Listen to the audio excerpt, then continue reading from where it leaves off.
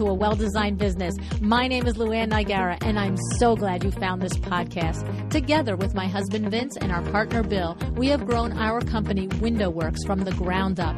So I know and I understand the challenges you face in running your interior design business. I also know that your talent alone isn't enough to ensure your success.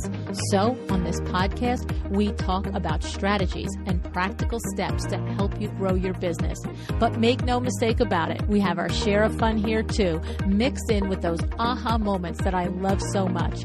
This isn't fluff. Nobody has time for that.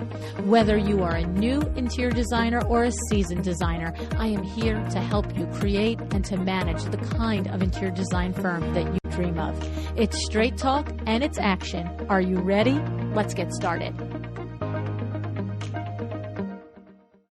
Hi, welcome to A Well-Designed Business. It's Power Talk Friday. Amanda Berlin, my co-author in the third book coming out this fall, which is A Well-Designed Business, the Power Talk Friday Experts, Volume 2, is with me today. Amanda first impressed me when I found her podcast, Empowered Publicity Podcast. Then I had the great fortune to interview her, which you can listen to that first interview. It's number 420. In that interview, we talked about the value of a PR campaign for a one-off opportunity, like when you are going to mount a show house, right?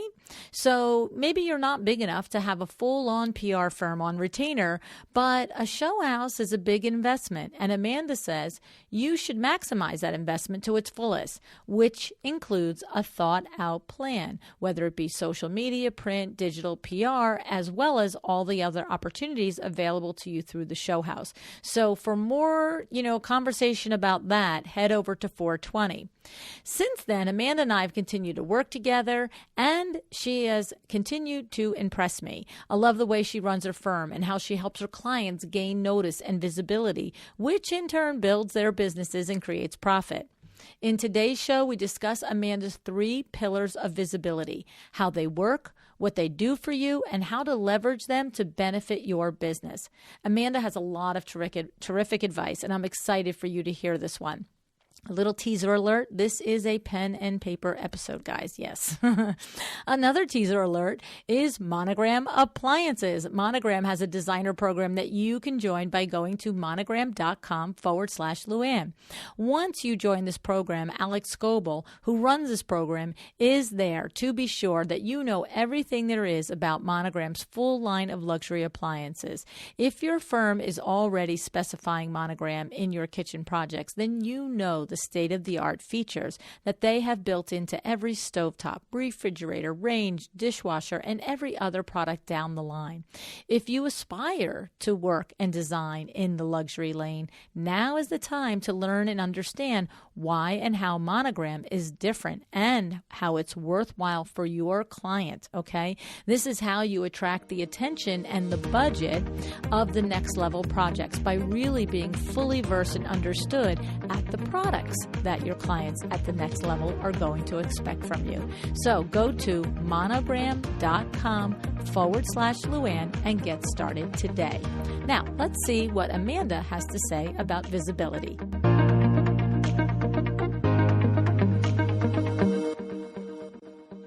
Hi, Amanda. Thanks so much for joining me on A Well-Designed Business. LuAnn, thank you so much for having me. I'm so excited to having this conversation with you, Amanda. First of all, I want to share that I know, you were on the show last year, episode 420, tons of great advice about visibility and media and, different ways to pitch the media and so forth for getting PR and visibility. But you are one of the co-authors in the next volume of the Power Talk Friday Experts. So I'm so excited about that. Yay, me I know, too. I know, right? And the thing is, through this, we have been doing a lot of collaborating together, and you are actually handling the PR for the book. So that's exciting. So it's been fun for me to see what you do in action. And I'm so pleased with the way that you run your process and the way that you do all that. And that just makes it even easier for me to continue to bring you here to my audience and say to them, you're the real deal. I mean, you're from Jersey, so that helps, but you're the real deal. Thank you. Thank you for that. Yeah, I'm thrilled to be part of the collaboration with you and with all of our co-authors. And collaboration is a bedrock of my philosophy in my work. And I'm excited to dive into kind of what it looks like to have that holistic visibility strategy, because I know a lot of people think it's confusing, or they don't know where to begin, or they feel like they're shouting into the abyss, or they have that hand fist shaking moment where they're like, not enough people know about me. Why isn't that me out there? Right? It's so true. And to that point, you have a philosophy of 3 pillars of visibility, the 3 main things that as a business owner, we have to give some thought to, making sure that we are paying good and thoughtful attention in order to get our business visible and out there and getting that telephone and that email going, right? Absolutely. Yeah. So these were derived from probably thousands of conversations that I had with prospective clients and clients alike, where these kind of themes emerged in visibility, because really at the beginning of my journey, my entrepreneurial journey, I was very much focused on media and helping clients figure out their media strategy and how to get out there and make those connections and be interviewed and be featured. And then I realized that not only is that not enough, it's actually not the right tactic for everybody, given where they are, in all the varied places that people are in their businesses. So I took a look at the things that were working for me and for the people I was working with. And these kind of 3 buckets emerged as far as visibility is concerned. And they are collaborations and alliances, speaking and events. So being on stage somewhere, even if it's a stage of your own making, even if it's a virtual stage, and media is the 3rd one. And I would say that, media, well, I'll just say kind of generally that each of these pillars serves a different purpose in your business. So depending on what your goals are, as with every kind of tactic in your business, there's a different way to, or depending on your goals, there's a different tactic that will lead you toward that goal.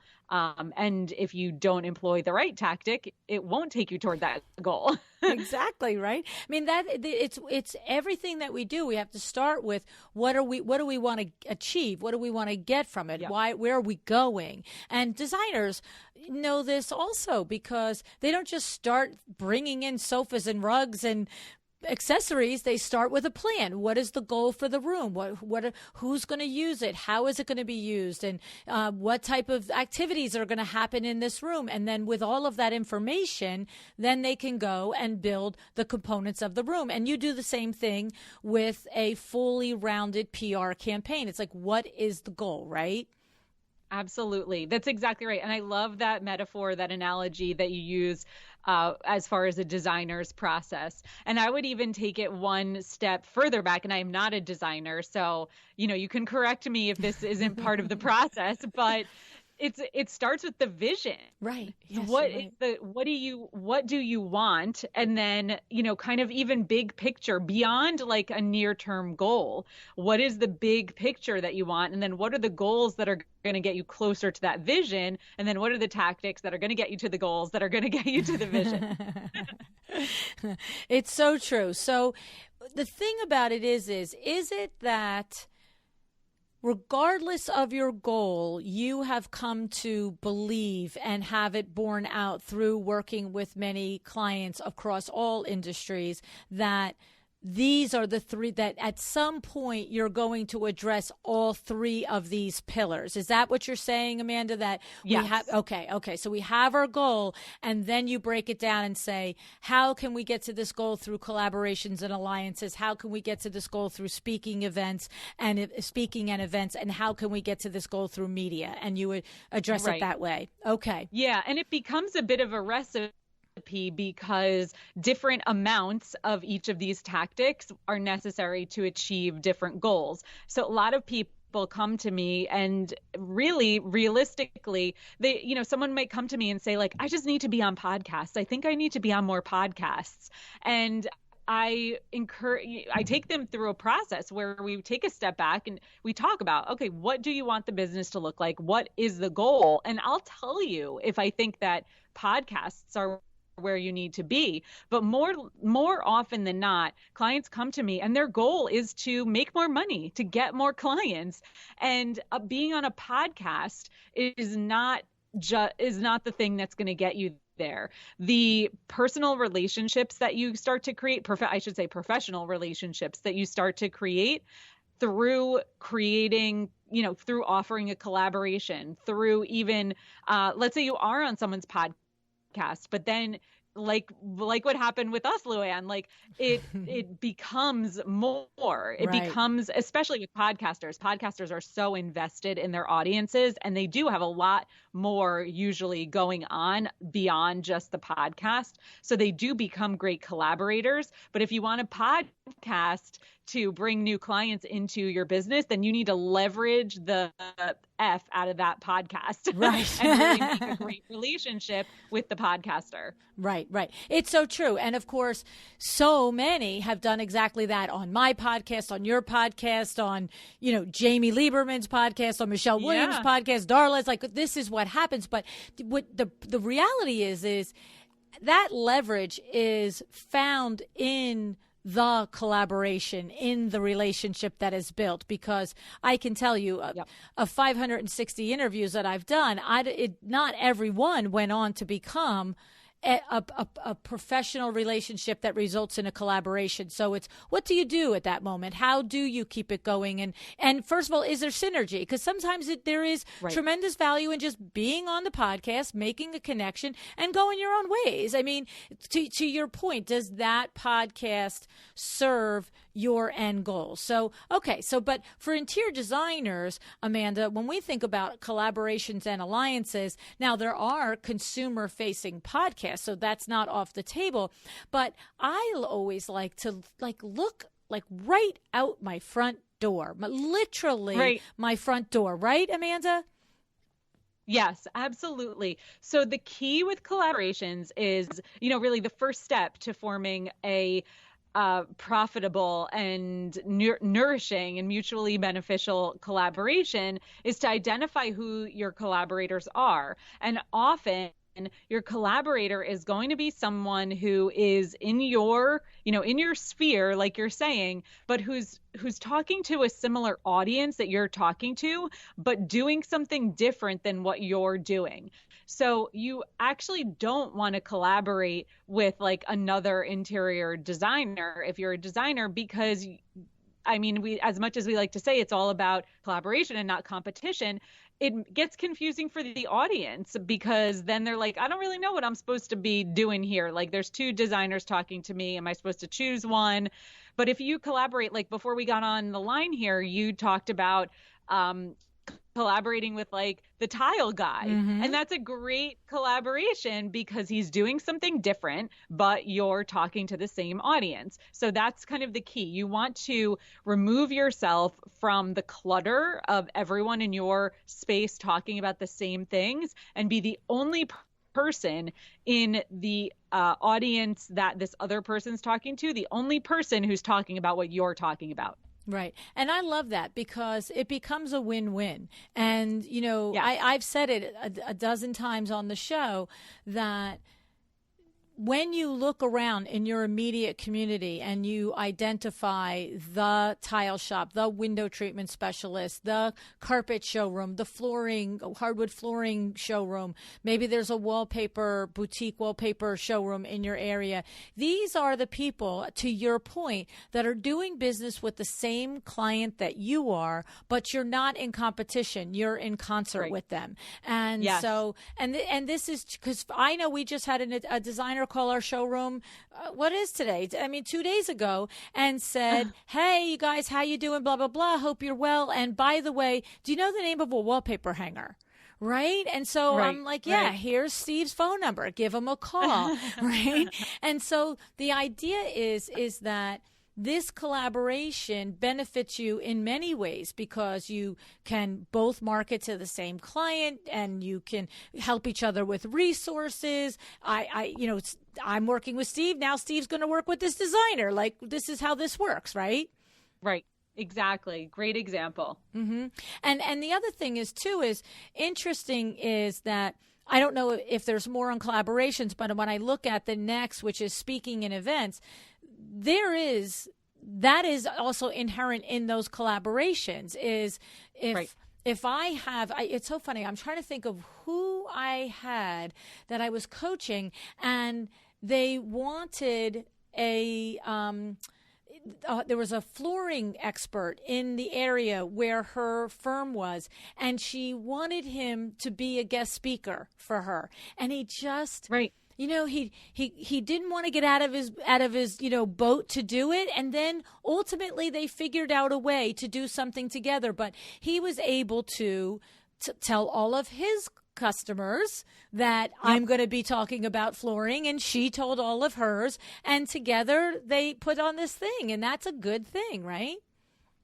Absolutely. So you're absolutely right that there is bleed over between each of these pillars that I'm talking about, because the way you design your collaboration, which is what you're saying here, the way you design your collaboration could include doing an event together or doing a speaking engagement together or, teaming up to do some sort of Instagram or Facebook Live or something like that, which do kind of become like speaking engagements. Right. Well, and it's funny because I'm reminded in our industry, this will make sense to everybody will understand this. Nicole Heimer of Curio Electro and Darla Powell, one of our co-authors from Wingnut Social, and of course, Nicole was in the other book, but they often do collaborations together at the various markets and different things because Nicole has this particular superpower of being able to help you identify your brand. She has, her mission is to define your brand. And then, of course, she has the ability to also realize that brand in building your website. And Darla is the person who executes the vision of that brand in social media marketing through Wingnut Social. And so these two often collaborate together in public, at seminars, at different things, bringing each their expertise to the topic to the benefit of the interior designers listening, right? Right. Exactly. Yeah. And it sounds like what you're describing here is a scenario where one person's expertise kind of leads into the next person's expertise. And that's another way to think about who you might collaborate with is like, who's teaching the thing that you wish people knew before they got to you? Oh, that's a perfect way to think about it.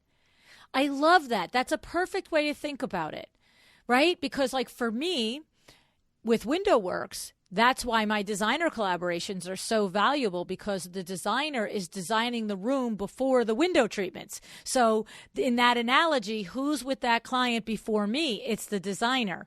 And so the same with Nicole and Darla and, some of these other collaborations with the tile guy. Right. So exactly. A consumer might come in and not think they need an interior designer and start to work with the tile guy and they've got the bathroom pulled apart and all of a sudden they're over their head. And if the tile guy has a nice collaboration with an interior designer, he might say, this would be a whole lot easier if you just called a professional. Exactly. Yep. Okay. Yep. I love it. And that's really, your collaborations become your referral centers as well. If we're kind of talking old school with our terminology, like we know that referrals are the most powerful way to drive new business, but your collaborations also are meant to provide value to each other's audiences. And that's the way that it's different than a simple referral network. So you're going to take an action that offers something service oriented to your network. So maybe you're doing a Facebook Live series together where you're offering great information, or you're doing an interview, or you're hosting a panel discussion where you're giving people an opportunity to engage with you and learn about your expertise. I love it. I love it. It's so good. And so the other way is that you could do when you move into the speaking and the events is we've said it. You could be the one that offers a workshop to the PTA, to the library, Exactly. right? And it's funny now because here we are in the middle of COVID. And the reality is that there's something about being in person that is valuable and that has that tangible, increases that know, like, and trust factor, right? But there is something now about the opportunity with all of these things and these meetings and these opportunities taking place over Zoom. I feel like if you've been hesitant before to possibly ask a real estate company if they'd like you to present a little something, I feel like the risk is so much less now because the realtor isn't saying, well, am I going to buy all this food and put the time aside and open my, my studio up and half of my clients won't show up. So if they do a Zoom and they get 5 of their clients to show up, what I love is, see, for me, I don't look at that as I'm an interior designer and I offer to do this, how to style bookcases. That's my famous example that I always use, but I'm sure there's much better things I could teach. But how to style bookcases for my, friends, my realtor friends, clients.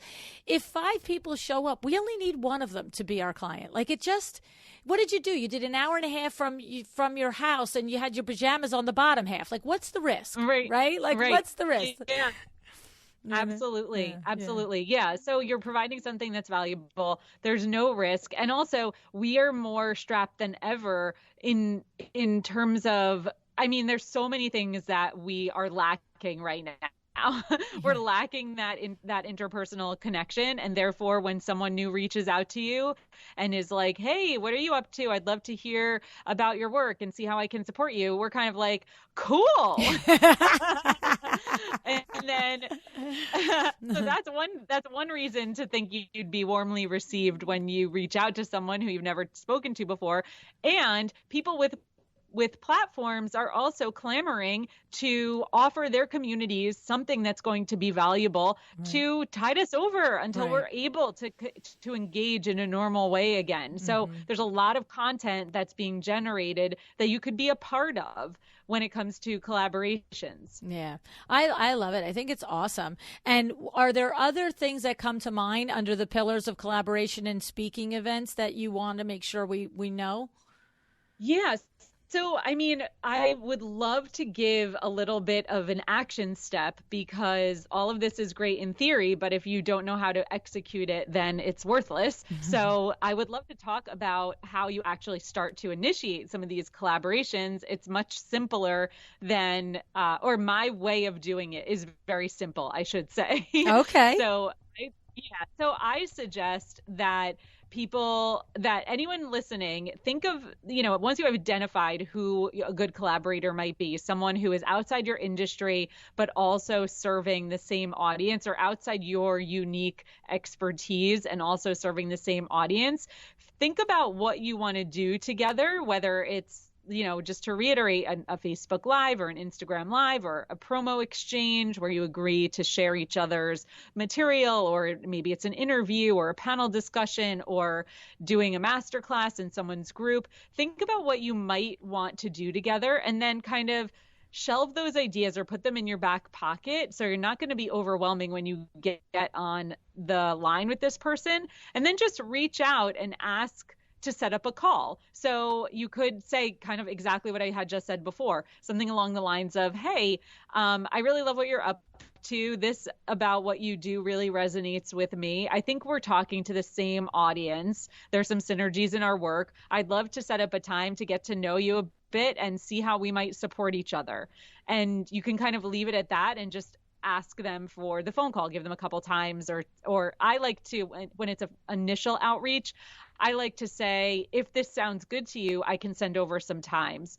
It's a little bit less presumptuous. Yes, I like that. It's true. And so when you get on the call, you just be curious. You want to approach these collaborations with an air of curiosity and an air of service and mutual support. So just be curious about what they have going on, listen, and then you can suggest, if it doesn't naturally come up, you could say, look, I've been thinking about some ideas for us to collaborate. Are you open to that? Do you want to hear some of the ideas I have? And then you could share, like, look, I thought that it would be cool if we did, like, I noticed that you do Instagram lives every Thursday. I'd love to be a guest, and I do this on my podcast every other week. Would you want to be my guest? Something like that, where you get to tell them what your idea is. You always want to make a genuine connection and be kind of up on what they have, at least, maybe not what they have going on, but certainly like read or skim their website and just make sure you know what they're up to. And then really just focus on how this will be beneficial to both parties. Right. I love that. It's so true. You do have to, it's just, in a one way, it's analogy to a job interview. You would never go to a job interview, not if you had a brain in your head anyway, without having read their website and having understood what the person that you are applying to does for a living, right? So Exactly. It's common courtesy to do the same thing, to have a little bit of understanding beyond knowing that maybe that they own the tile shop or that they are the realtor in town or that they this or that or the other thing. It's like have a little bit more feeling of I pay attention and that's why I picked you because of these reasons, right? Right. Mm-hmm. Yeah.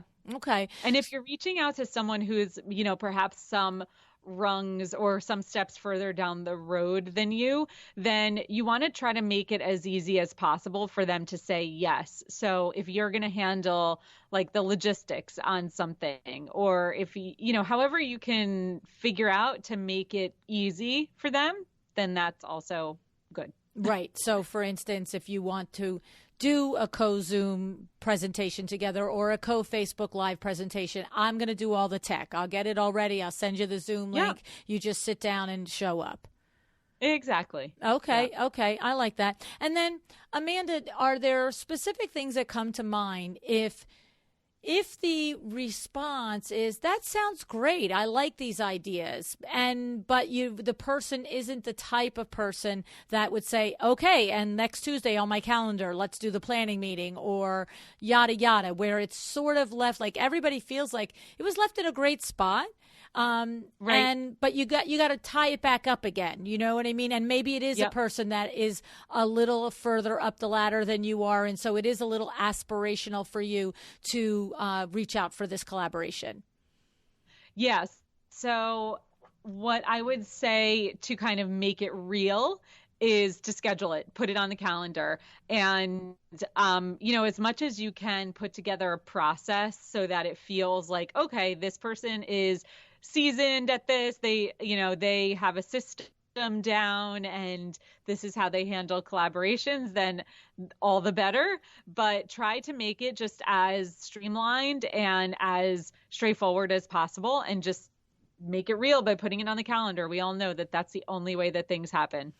Okay, so what we're saying is that if, using the example of, would you, maybe this is a designer that does a weekly Facebook Live or does a weekly Instagram Live or something, and they're reaching out to someone, a collaborator, to be a guest on their Facebook or their Instagram Live, is when they say the word sounds great, yes, we say, terrific, I've got my calendar open. I can have you on this week, or this week. Like, don't leave it as, right, okay. Make it, we hear yes, and we do. And if they say, oh, I have to get back to you, then now here's my salesman checking in. Okay, and shall I get back to you on Friday morning or Tuesday afternoon? We just keep nailing them down to a time to do what they already said they would do, right? Exactly. Yeah. And I'm so glad you brought that up, because I was going to say this is a great tactic across the board to just say, like, okay, well, I'm looking at my calendar right now. I have this day open. Does that work for you? Right. Exactly. So, okay. So I love that. So the idea is that we want to identify the good collaborators, the potential collaborators that are going to be a win-win for us and for them. And these are people that we want to think about that are outside of our unique expertise, but that they service the same audience, the same clientele, right? And then the other thing is that when we identified them, we put together this little pitch, whether we do it on the telephone or we do it in email. And it's, I love what you do. This is why I love what you do. You know, I think we have some things in common. And I wondered if maybe we could develop or we could think about collaborating together for the end result of, you know, us both, blah, blah, blah, right? Yep. Mm-hmm. Okay. I love it. And then, so this is, what's so funny is this is, 20 minutes and we cover collaborations and speaking events, but there's a lot of work to do in here if you want to take these tips seriously. This doesn't happen in a minute. Not everybody is going to say, yes, this is where we do have to remember that we're salesmen and we might make 20 calls to get one yes. And that's just the way it goes. But we really only need the one yes, because the one yes could bring the one client. And the one client could be a $20,000 or $200,000 job. Yep, exactly. And I think too, to remember, it's important to remember that the relationships that you're building through these collaborations are going to serve the business over time. That's really the goal, is that you create a substantial relationship so that you are able to come back to it over and over again and continue to support each other and continue to reap the benefits. So it's not just like let me snap up as many collaborations as I can. It's really about, who can I create a substantial relationship with so that we're kind of in this together. Right. So all of that takes time. Right. It does take time because you can even hit it off with someone, some colleague in the industry, or like you said, in outside your area of expertise, but still with the same industry or target client.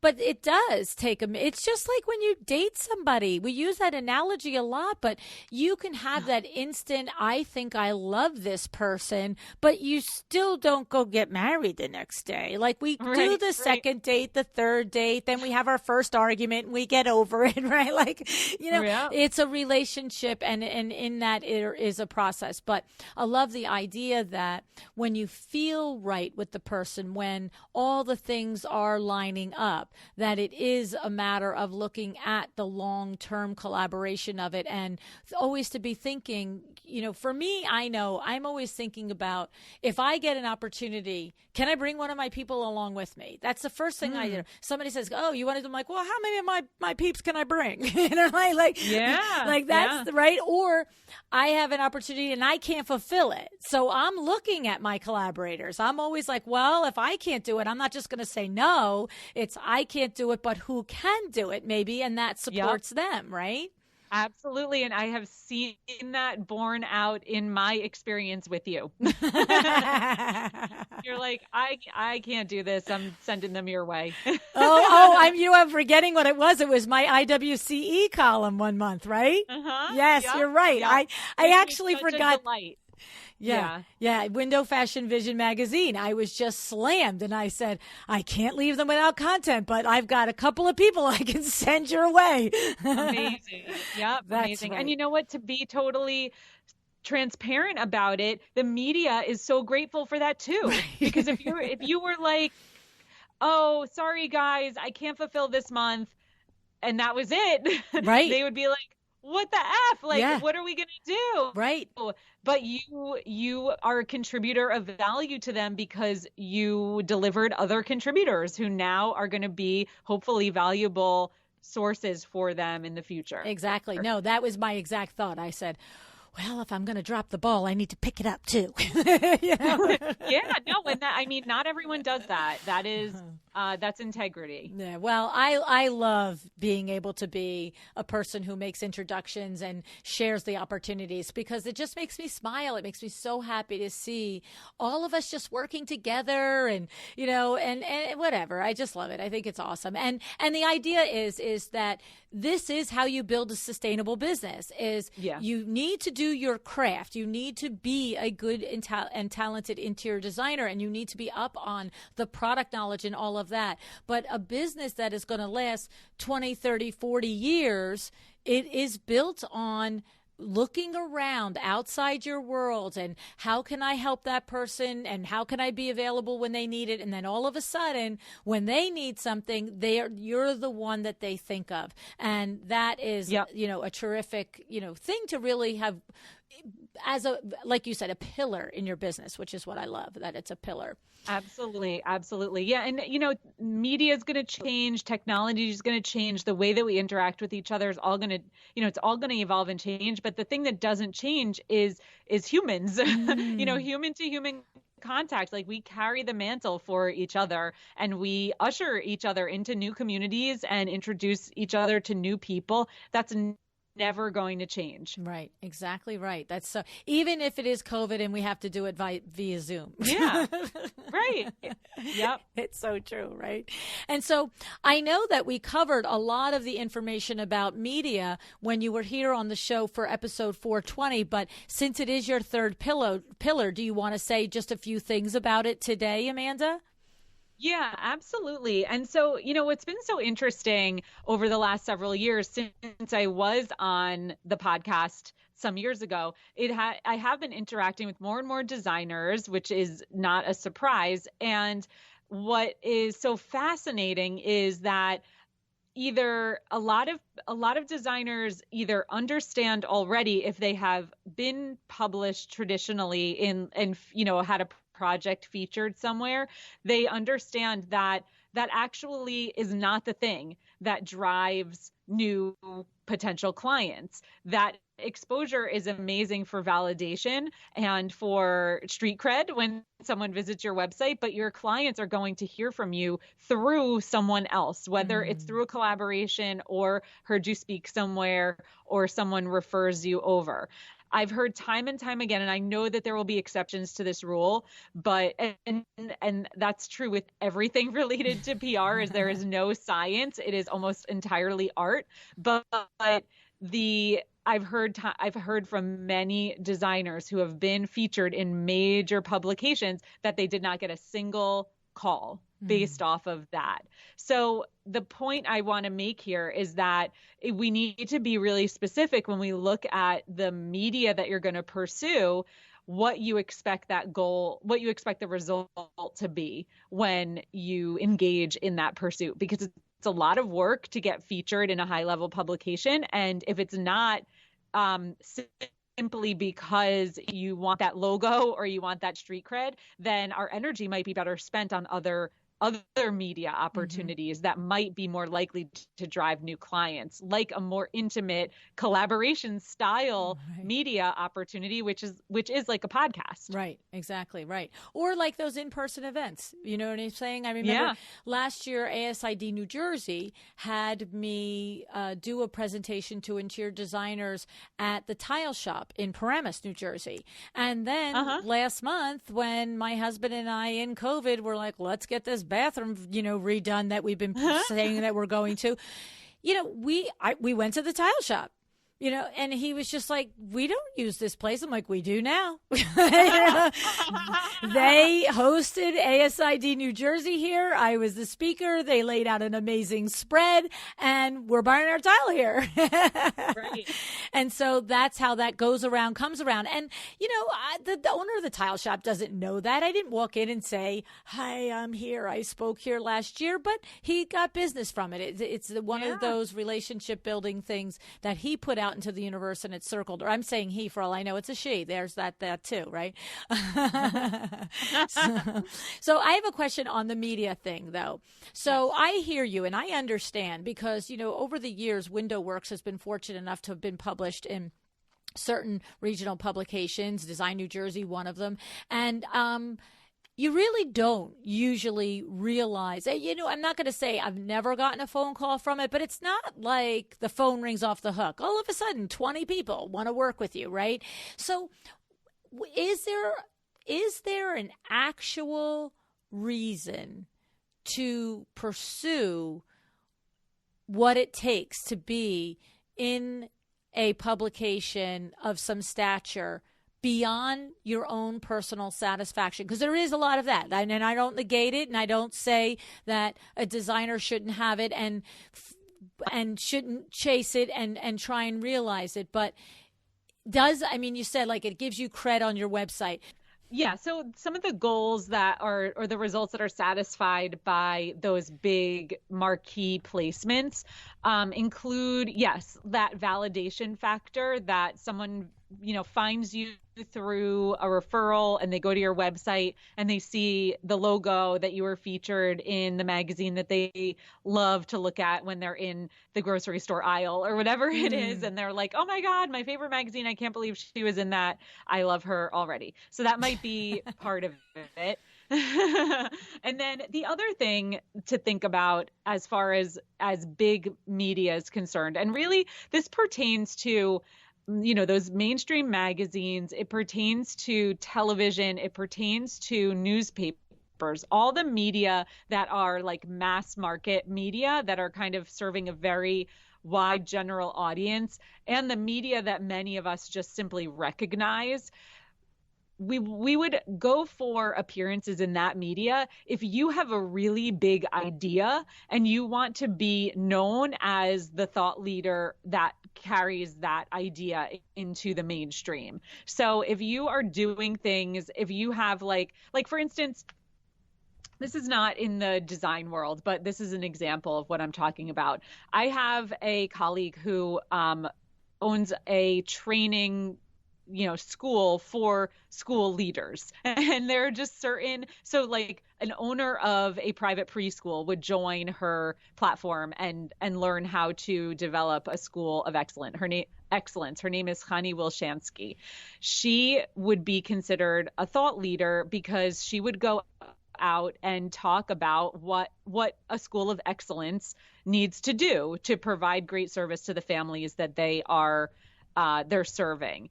So if you're doing things in a way that, and we can go back to the design world in this example, if you're doing things in a way that really kind of flies in the face of the way things have conventionally been done in the industry, or if you are doing something, within the context of your business that is completely revolutionary and you want to be known for that, then those are all reasons to go for mainstream media because it kind of what's the word? It like anoints you as like a trend setter. It gives you that credibility that you're kind of leading this movement. And so LuAnn, for you, this is why it makes sense for us to go for those like New Jersey magazine publications, because we're not looking necessarily for clients for window works. We're looking to feature you as someone who's doing something revolutionary in the design world.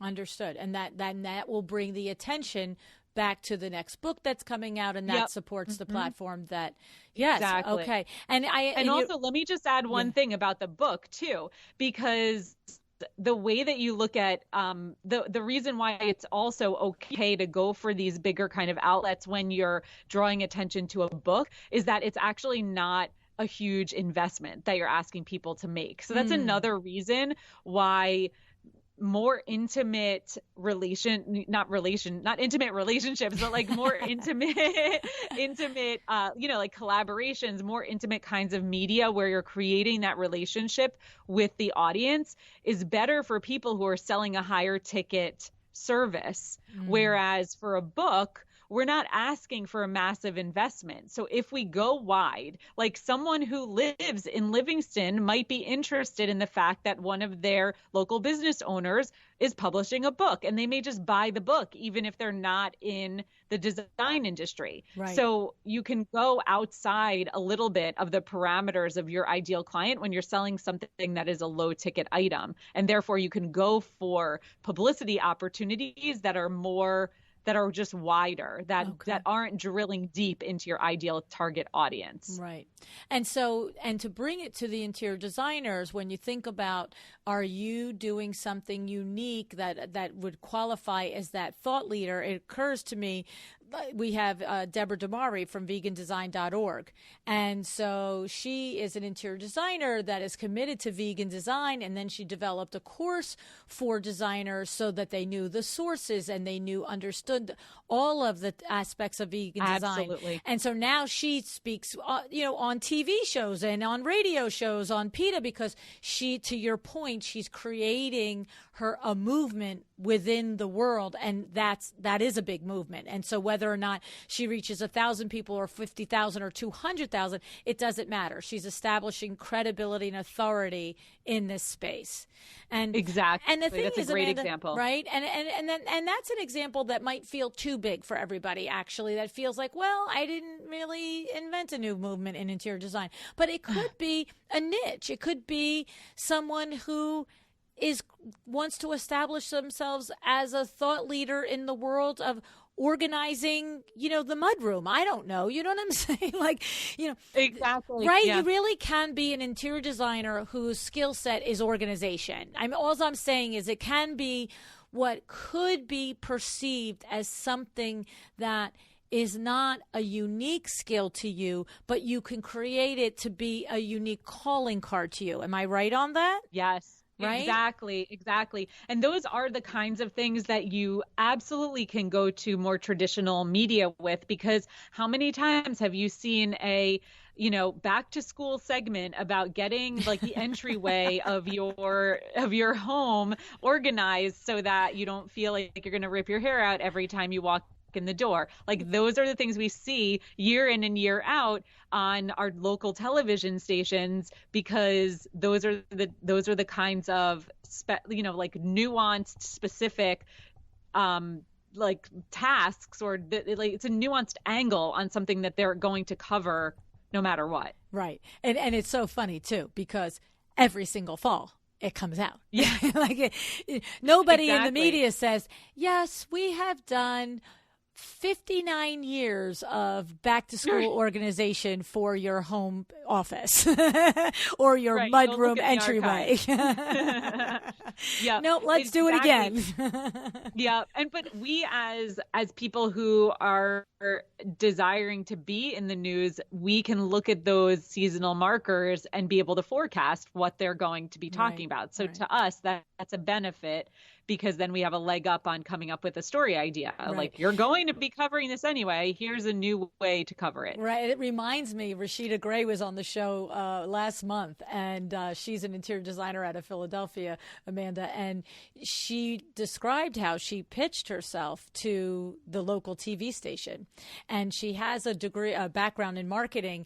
And I said, so when you did it, did you say, hey, here I am and I could do something if you want me to? She said, no. I said, here I am and here are the different segments I could do, right? To your point, say what you could do. Good job, Rashida. Right? And then I said to her, and where did you come up with the ideas? And she said, well, I just went through all the previous programming on other TV shows and the morning segments that they've done. So good. Right? So, yep. So smart.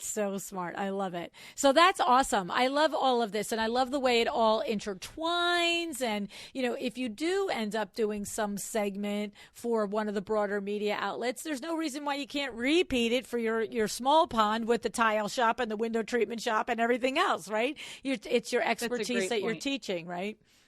Exactly. Because your message is going to be, hopefully, and this is something I work on with clients, is you have these core messages, the things that you talk about, the things that you're an expert in, you're going to talk about them across all different platforms. You're going to tailor them so that they're relevant to all these different audiences, but you can reuse.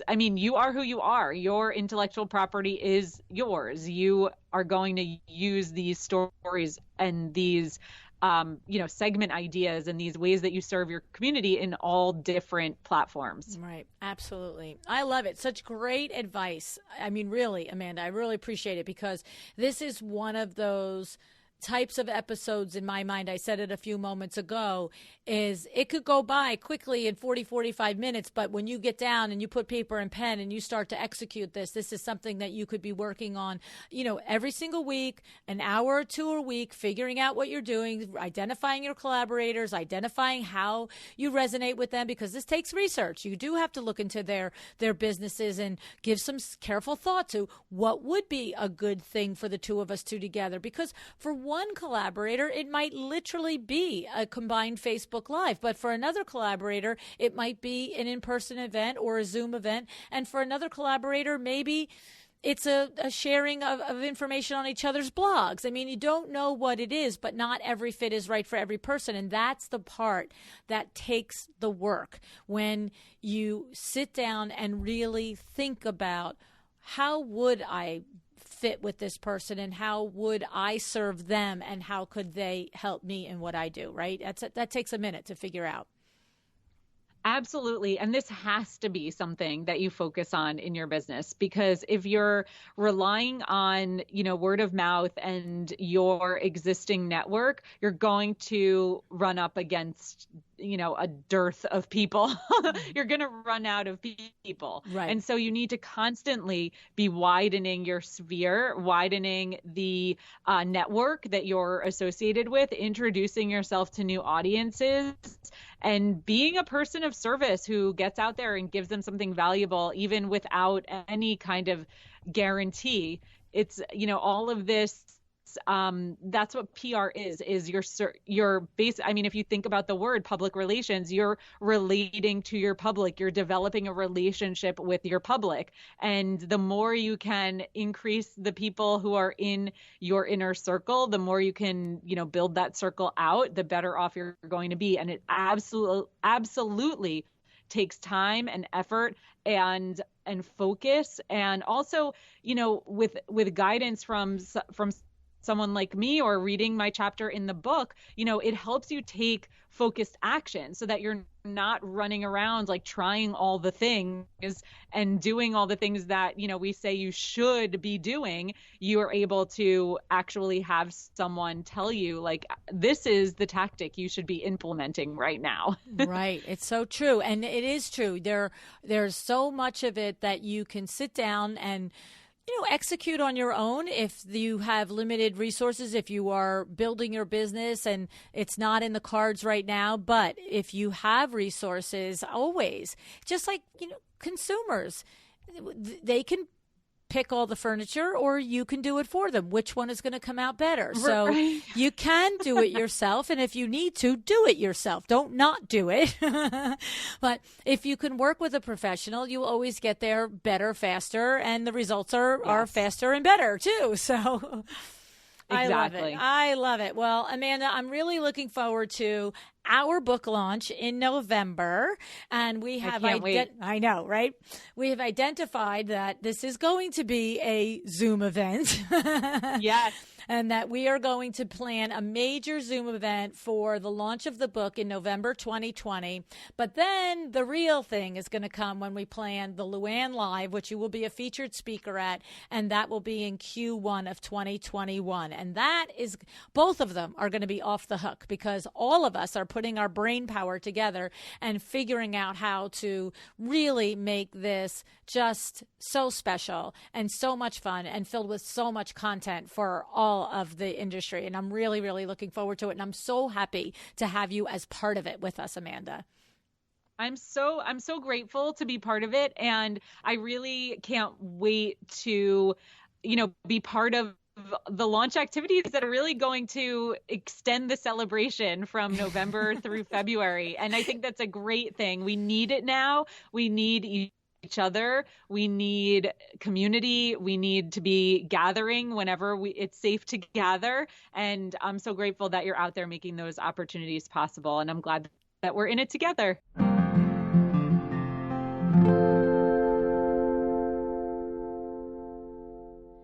You know what I kept thinking about throughout this conversation?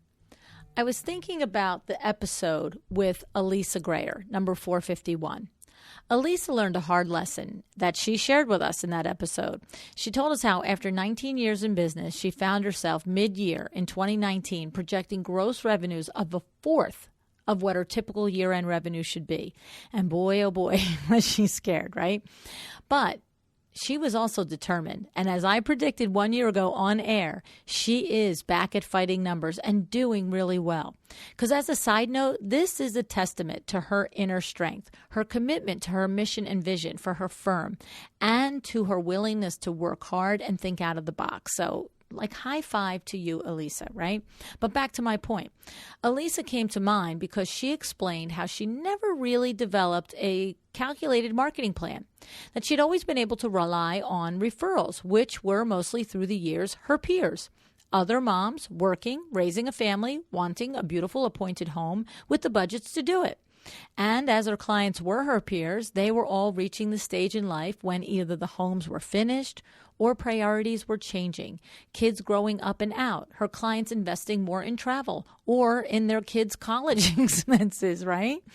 Either way, what she learned when she reflected was that she was not capturing the new women moving in, the next wave of the same ideal client that she had always worked for. And this left a raging gap in her pipeline. And somehow it all seemed to come to a halt all at one time, right? Now, for me, I've been thinking about this and I've been considering Amanda's 3 pillars. Let's see how different it could have been if Elisa had been using this strategy all along. Or if you listening take this seriously rather than, oh, that's a lot of great ideas, Amanda. Thanks. Going back to business as usual, right? So the first pillar is collaborators and alliances.